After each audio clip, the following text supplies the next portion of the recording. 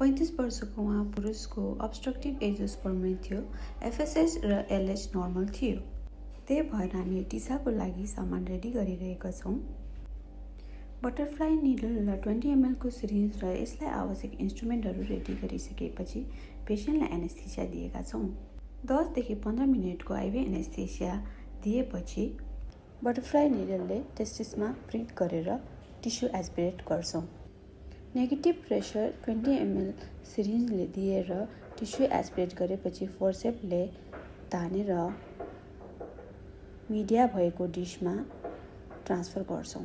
अर्को साइडको टेस्टिसमा पनि बटरफ्लाई निडलले इन्जेक्ट गर्छौँ र 20 ml को सिरिन्जले नेगेटिभ प्रेसरबाट टिस्यु एस्पिरेट गरेपछि मिडियामा हाल्छौँ र त्यो डिसलाई एम्ब्रियोलोजिस्टले आइभीएफ ल्याबमा बिडी सिरिन्जले टिज गरेर माइक्रोस्कोपमा टिस्यु हेर्नुहुन्छ र त्यो टिज गरेको टिस्यु स्याम्पलमा स्पर्म सर्च गरिन्छ। देख्न सक्नुहुन्छ यसमा स्पर्महरू भेटिरहेको छ। उहाँको यहाँ भेटिरहेछ, सजिलैसँग भेटिरहेछ। हामीले स्पर्महरू उहाँको यहाँ पनि भेटिएको छ।